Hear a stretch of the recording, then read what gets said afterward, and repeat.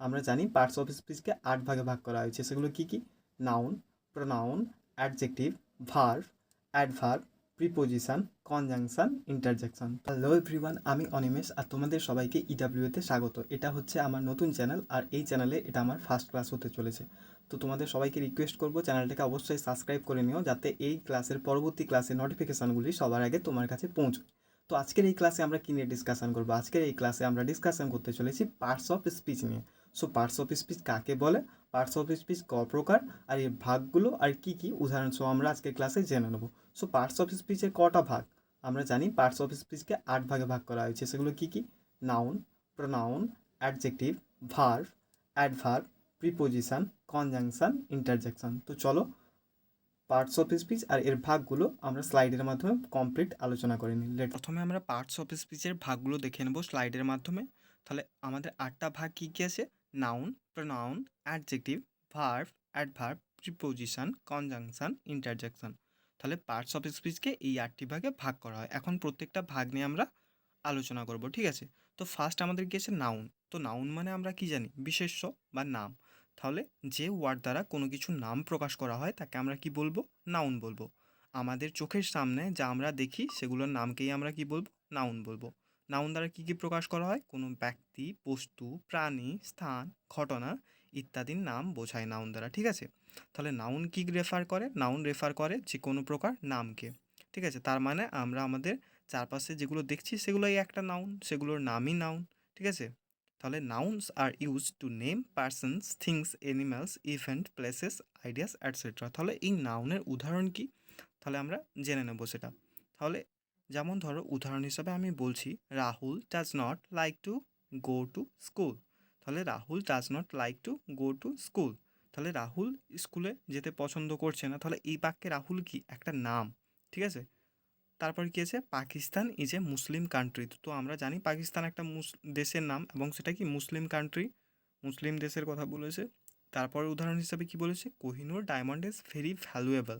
তো আমরা জানি কোহিনূর একটা হীরার নাম এবং সেটা খুবই ভ্যালুয়েবল, একটা দামি বস্তু, ঠিক আছে? নেক্সট আমাদের কি আছে?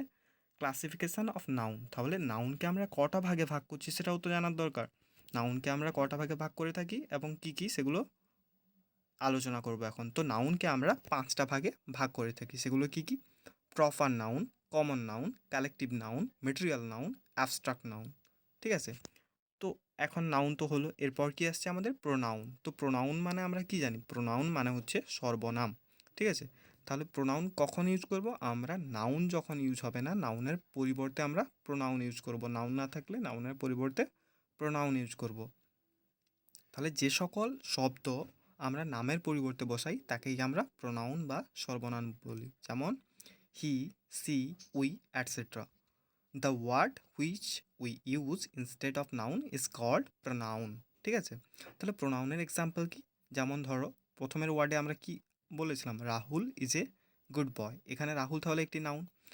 এখন আমি যখন সেকেন্ড সেন্টেন্স ইউজ করব তাহলে রাহুল না লিখে কী লিখবো? হি। হি গোজ টু স্কুল এভরিডে। তাহলে এখানে হিটা কি? অ্যাজ এ প্রোনাউন ইউজ করেছি। তারপর ধরো লিখলাম we should take care of our children. তাহলে এখানে we as a pronoun use করেছি, ঠিক আছে? তাহলে এক্সপ্লেনেশান এখানে আছে। তারপর কি আসছে আমাদের? অ্যাডজেক্টিভ। তো অ্যাডজেক্টিভ আমরা কাকে বলবো? যে সকল শব্দ দ্বারা কোনো নাউন বা প্রোনাউনের দোষ, গুণ, সংখ্যা, পরিমাপ, অবস্থা ইত্যাদি প্রকাশ করা হয় তাকে আমরা কি বলবো? অ্যাডজেক্টিভ। যেমন কি এক্সাম্পল হিসেবে ধরো প্রিয়া ইজ এ বিউটিফুল। তাহলে এখানে নাউনের গুণ বোঝাচ্ছে, ঠিক আছে? He has 3 red pens. তাহলে কটা রেড পেন আছে? তার কাছে 3টে রেড পেন আছে। তাহলে এখানে নাউনের সংখ্যা বোঝাচ্ছে 3 রেড পেন্স। তারপর কি?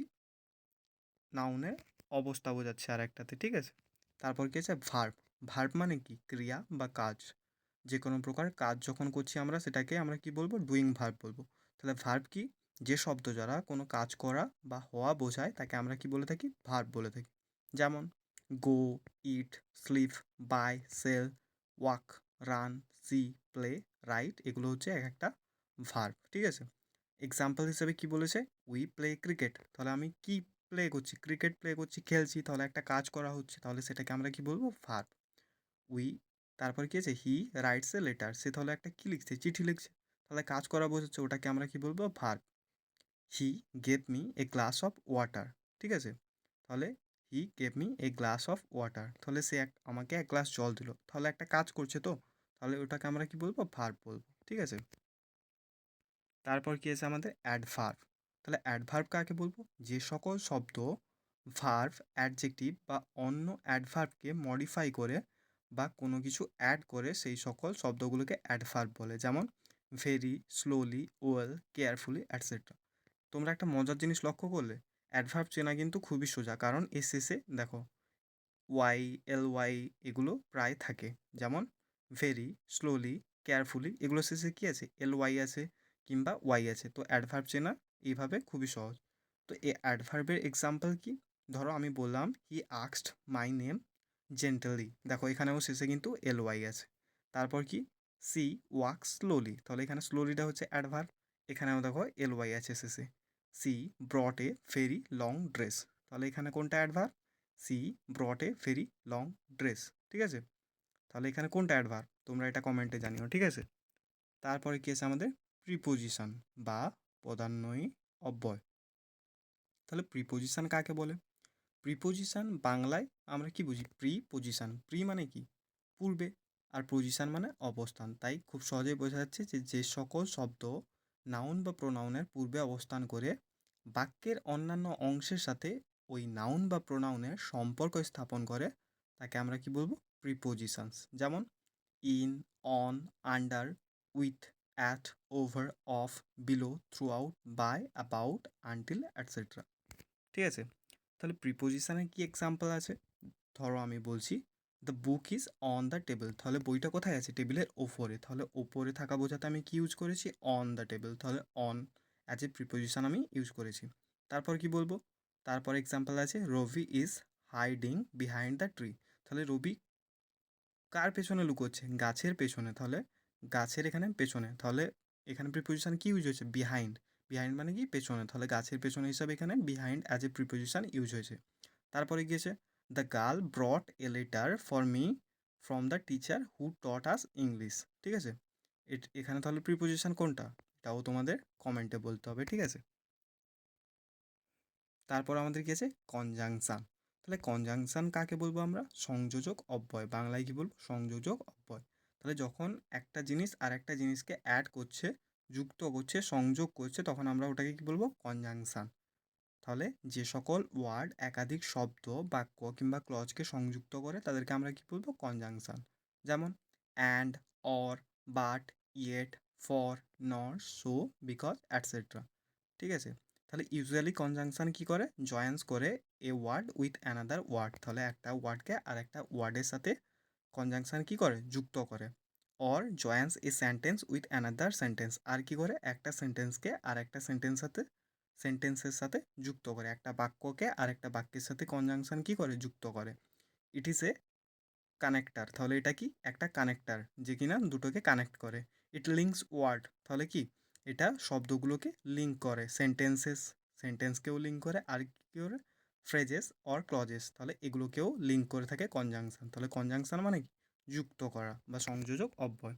তাহলে কনজাংশনের এক্সাম্পল কি আছে? এক্সাম্পল ধরো ফার্স্ট এক্সাম্পল আছে Animesh and Sourav are good friends, তাহলে এখানে অনিমেষ আর সৌরভ এই দুটো নামকে কে যুক্ত করছে? অ্যান্ড অ্যাজ এ কি? কনজাংশন হিসেবে যুক্ত করেছে। তাহলে এখানে দুটি শব্দকে সংযুক্ত করেছে।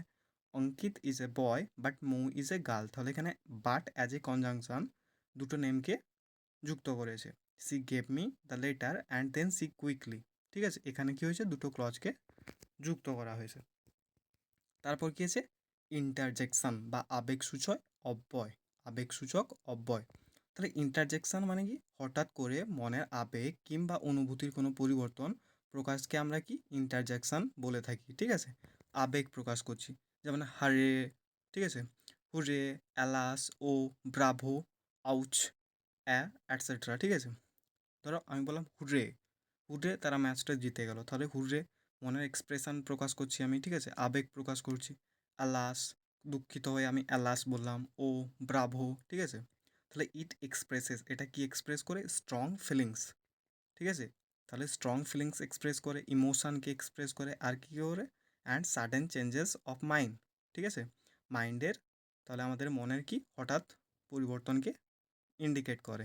ইট may be sudden happiness or sadness, তাহলে কি এটা সাডেন হ্যাপিনেসও হতে পারে এবং দুঃখের ব্যাপারও হতে পারে।